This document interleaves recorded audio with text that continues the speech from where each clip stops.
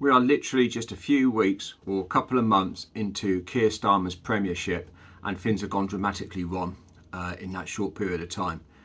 I predicted back in when there was campaigning the election that a Labour government was going to be a disaster, but I don't think, nor many thought, it was going to be as bad as it has been.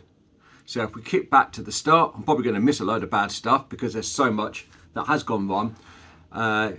He got appointed as Prime Minister, and one of his biggest mistakes he made was scrap the Miranda scheme. Straight away, any kind of deterrent for people coming into the country illegally had been taken away. He also shut down the Bibby stock home, and that was perfectly good for oil rig workers and other workers who used that over the years, but deemedly weren't good enough for economic migrants. Now, if it was me personally fleeing with my family to somewhere safe, I'd be happy with a tent if my wife and kids were safe. So, these young men, I'm sure, were appreciative of the Bibby Stockholm, or they were expecting 4-star hotels like their mates were sending to them. And with that, he then goes and sends £11 billion with Ed Miliband to set up British Energy, and also sending our money, our taxpayers' money, over to the other countries to fight climate change. So that was £12 billion. He then goes and reserves 5,000 hotel rooms for migrants at an extortionate cost of hundreds of thousands of pounds a day.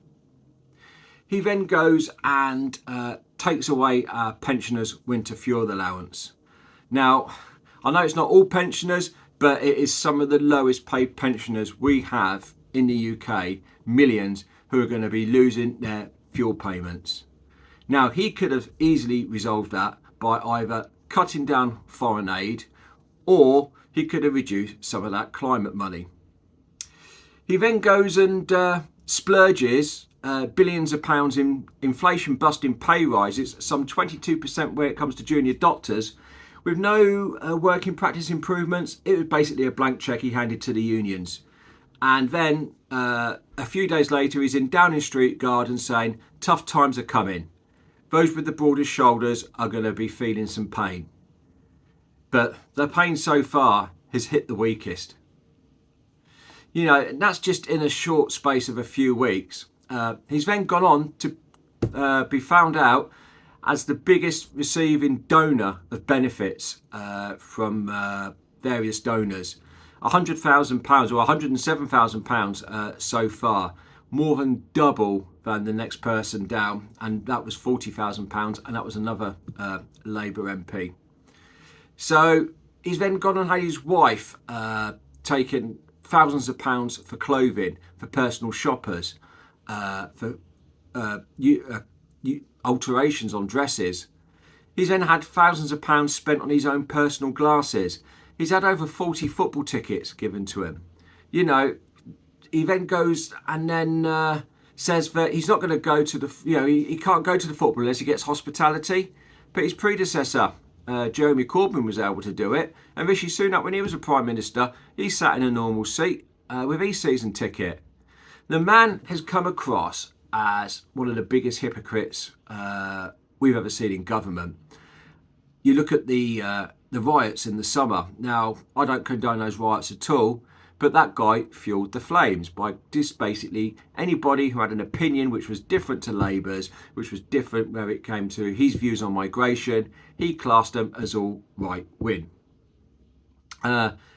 This week, he's upset one of our closest allies, Israel, by not sanctioning some 20 licences to Israel. That's all done to appease the Muslim voter, the Muslim Hezbollah supporters in this country. There's no other reason he was going to do that, is to support them and to back their votes up, to shore the votes up with the Muslim supporters.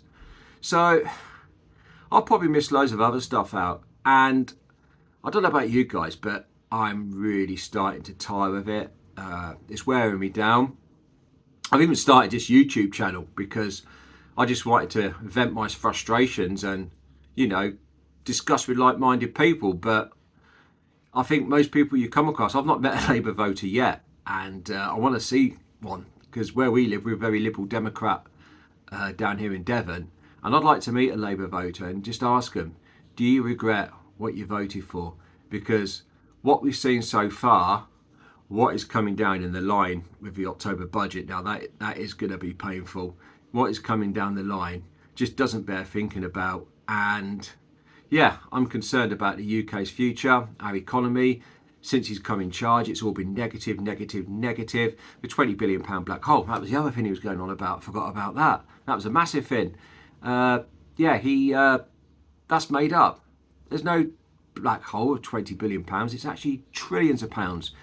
The UK is trillions of pounds in debt, so it's not 20 billion here. So yeah, what do you think, guys? Have you had enough of him? Have you had enough of Labour?